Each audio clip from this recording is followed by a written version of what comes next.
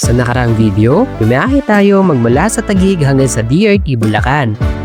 At nadaanan natin ang arko ng DRT na laging hinihintuan ng mga biyahero para mag-picture. At pagkatapos, pinuntahan naman natin ang Mount Brigino o Mount Brihino na dinadayo ng mga tao dahil sa taglay nitong kagandahan. At dagdag pa dito, meron silang view deck at campsite na sa taas lamang ng swimming pool.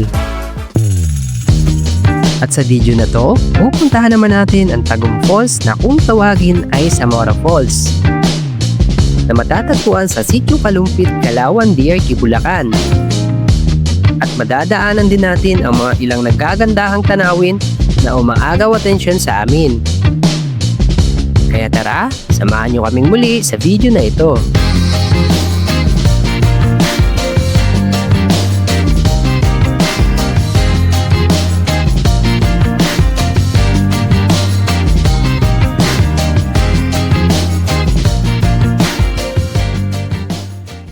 Susunod natin pupuntahan sa Zamora Falls. So medyo makulimlim na. Time check, 2:43 na ng hapon. So kaya pa naman. Kulang-kulang yung isang oras ang biyahe namin ngayon. Tuloy-tuloy yung biyahe natin ngayon. Chill ride lang naman tayo. Hindi naman tayo nagmamadalik. At maririnig nyo yung mga ingay ng mga insekto. Lalo na yung kuliglig. Samahan pa ng fresh air kasi sa bundok tayo. Kitang-kita nyo yung mga kapunuan na naglalakihan sa tabi. Eto, mahawagan na yun, oh. Pagdating sa kalsada, wala tayong problema, napakalinis, hindi malubak.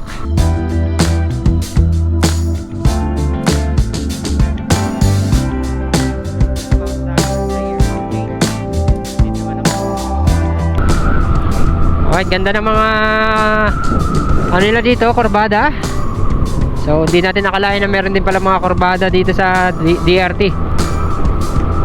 Eto, kung makikita nyo, napakaganda nga naman talaga. Matarik na daan sa kabundukan at napapaligiran ng kapunuan. Medyo matarik lang talaga ang kalsada dito, so ingat-ingat lang. Ayan, welcome Barangay Akle o Akel, hindi natin alam kung anong tamang pronunciation yan. So dito, pagdating natin dito, marami palang kabahayan. Hindi natin nakalain na napakarami palang kabahayan dito. Grabe, buong barangay pala dito. Di mo akalain na ganito palang lugar dito.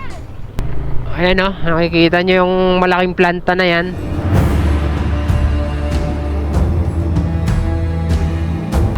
Grabe, napakalaking planta, nakikita nyo yan. Tsaka ang daming trabahante. Ayan, o. Ito, mga service ng mga trabahante dito, ng mga nagtatrabaho. Dito pala yung paggawaan ng semento, yung Eagle Cement. Napakalaki. Napakarami nilang mga truck. Puro nila semento yung mga alikabok.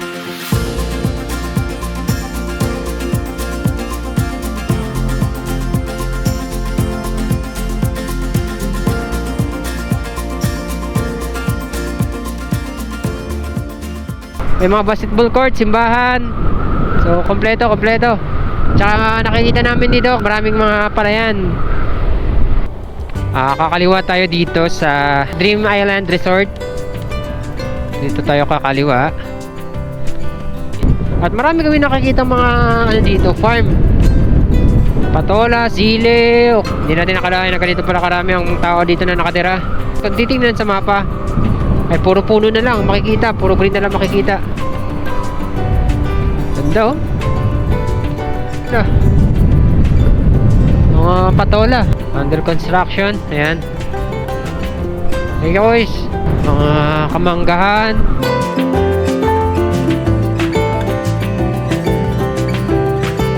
Dito naman napapansin natin, kung papansin nyo, puro kawayan naman sa kanan. At dito sa kalsada na to, asfalto na. Napakaganda na kalsada.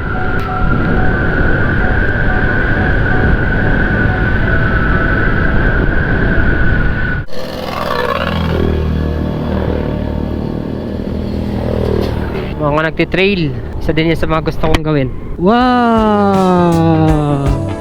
Ang ganda ng ilog nila, oh. Ang linaw, oh.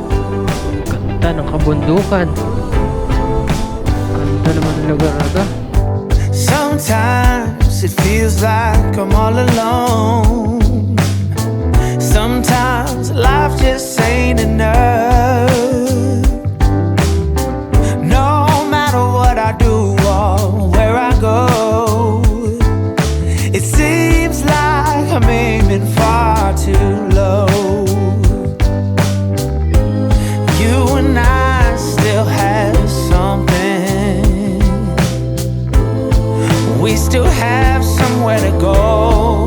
So why don't you come over? So why don't you come over?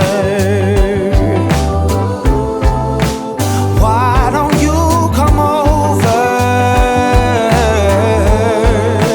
Why don't you come over?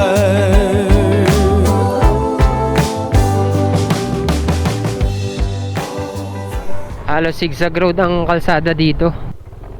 Yeah! Kaawit, Talamsa, Kabuyosagan, Eva Falls. Dito rin pala yung Eva Falls. Eva Falls, tsaka Zamora Falls. Kahit sobrang layo yung biyahe nyo kung saan kayo galing, pero kung makikita nyo, ganito makikita nyo. Wow! Iba yung lugar na to. Wala na.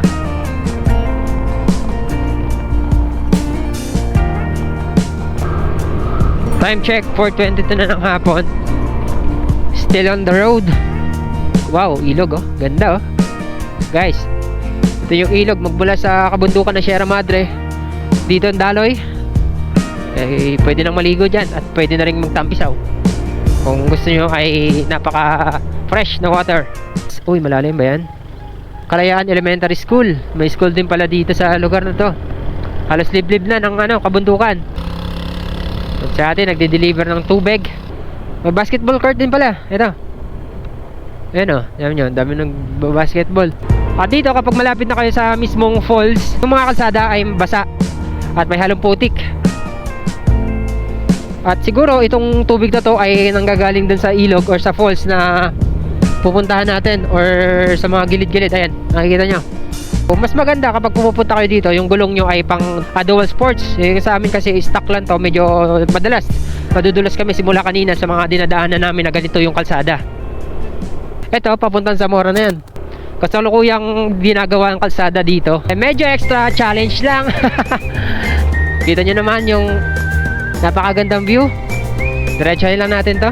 At sana okay ang kalsada dito. At napakatindi pa talaga ng kalsada dito. Talagang rough road pa. Inaayos pa lang. Time check, 4:28 na ng hapon. Alas 5. Kahit alas 5 lang kami abutin doon. Kaya naman natin to. Ito, nakikita nyo. Talagang ginagawa pa. Nakikita nyo yung kalsada dito.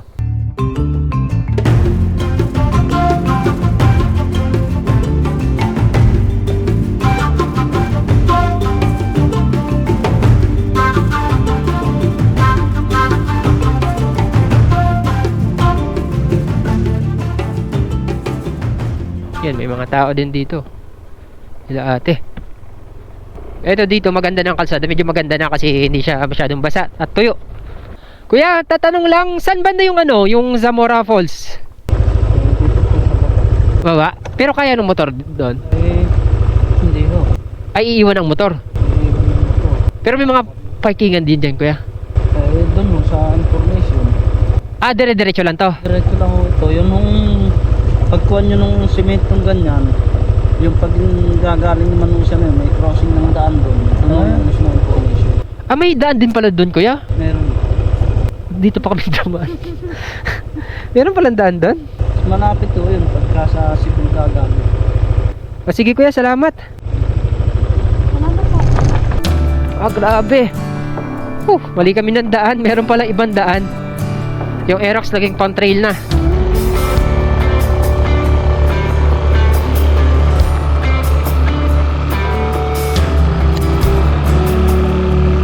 Hindi alam kung tama pa ba itong dinadaanan namin kasi sabi daw ni kuya yung information area ay meron dito. Mali na ata kami ng daan nito. Saan na kami nito? Nagkanda ligaw-ligaw na kami dito. Ito na, putik, yari.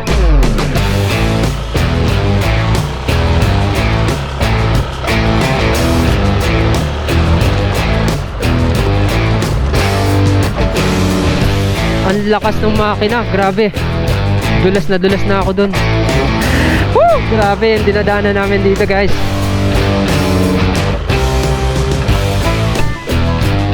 Ah!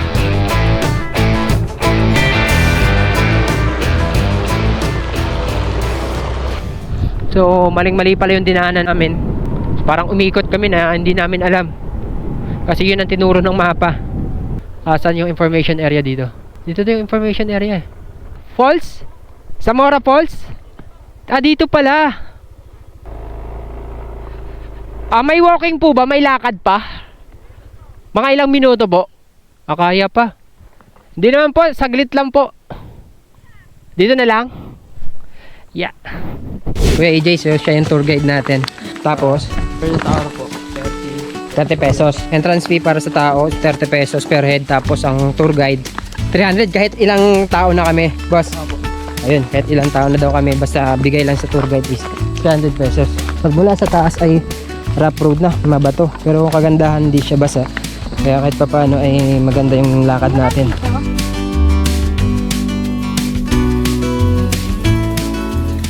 So ito yung una nating ilog na madadaanan. Papunta dun sa Zamora Falls. Ano yung bag? Ayan. Masakit yan, pero kailangan mong tiisin. Sunod ka lang sa akin ha. Hawakan mo, babahin kita para mabilis. Kaya? Kaya. At ito yung una yung madadaanan ng ilog. Nagagaling dun sa parking lot kung saan tayo nagpark. At dito sa dinadaanan natin may mga talahib din na part. Pero hindi naman, safe naman ng nakapa. Kaya kami, kasi hindi naman matutulis. Wala namang matutulis na bagay. Kaya dun sa ilog kanina ay wala namang matutulis na bagay. Depende na lang pag natsambahan tayo. Yan. Basang basa na yung pantalon namin. Ayan. Sa akin pala basa. Sa kanya hindi kasi inaba ko siya eh.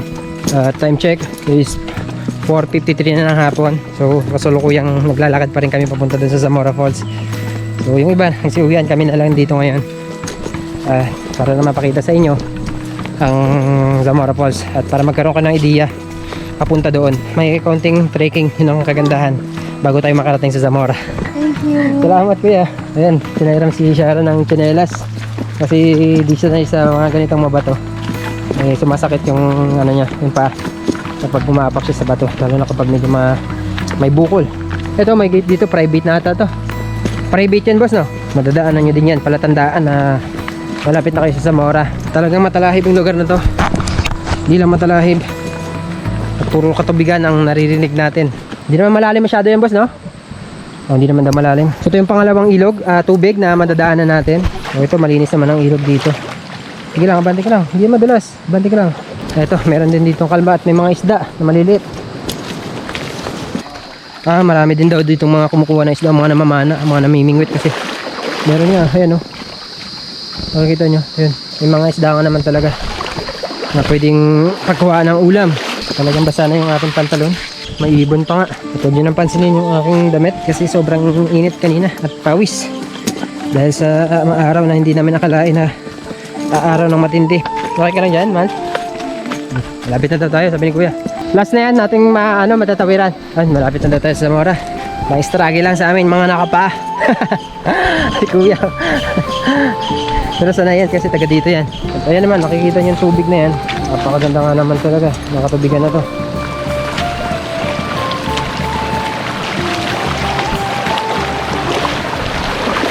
At eto, kasalukuyang naglalakad kami. Ayan.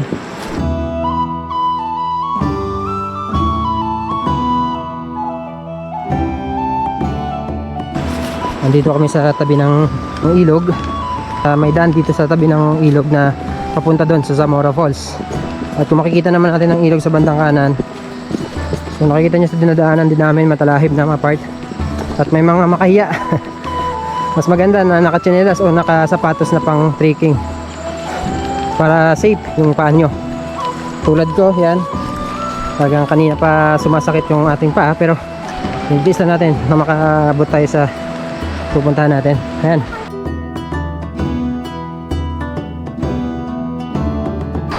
At dire-diretso lang tayo ngayon sa ating lakad. Talagang mababato dito na parte sa ating nilalakaran.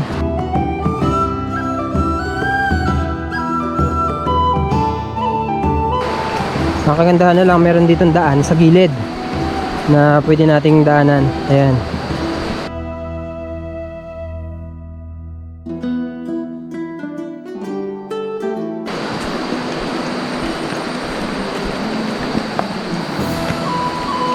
Malapit na tayo.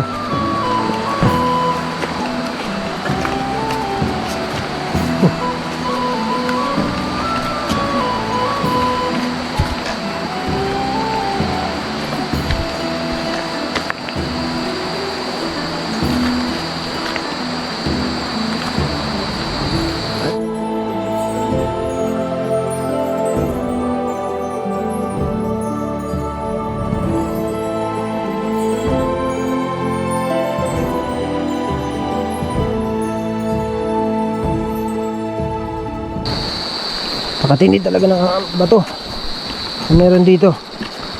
Halos malayo-layo nga yung Zamora Falls magmula dun sa pinarkingan natin. Halos 15 minutes ang lakad. So medyo hindi mabilis ang lakad namin kasi yun nga, hirap kami dahil sa nakapa.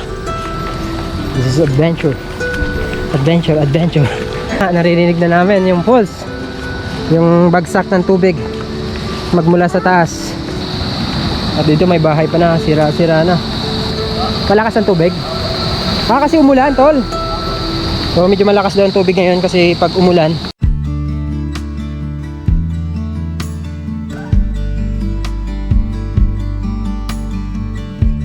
Dito makikita nyo ang kulay ng tubig, green.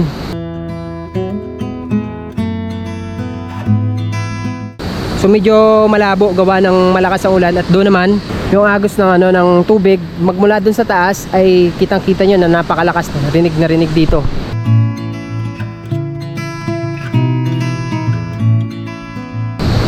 At sa ngayon dito lang kami maliligo pero hindi na kami doon kasi medyo malakas na at safety na lang din namin kasi anong oras na 5:19 na ng hapon.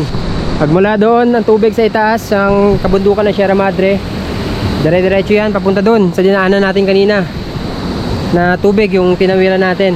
Halos napapalibutan tayo ng lunti ang kapaligiran.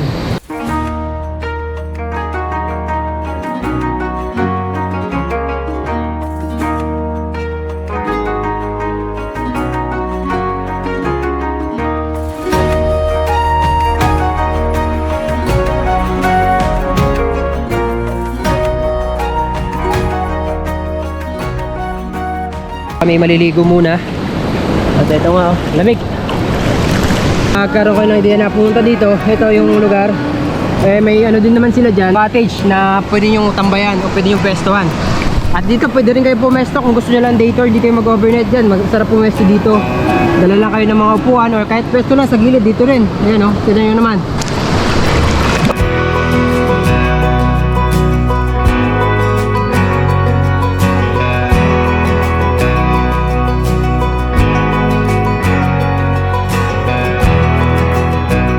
Dyan habang inaantay natin si Shara na magsapatos kasi medyo masakit nga naman talaga, ay papakita ko muna sa inyo dito yung cottage nila. Ayan. So itong isa na yan yung medyo okay pa. Ito naman ay wala na talaga dahil sa bagyo na dumaan mga nakaraang linggo. Maraming salamat kung nakaabot kayo sa video na to. Dito pa rin tayo ngayon sa Zamora. Paalis na kami, pauwi na kami ng Parañaque. Talaga namang sulit yung punta natin dito. At ayun si Jaro, nag-enjoy naman siya. Si Kuya, maraming salamat sa inyo. At hanggang dito na lang.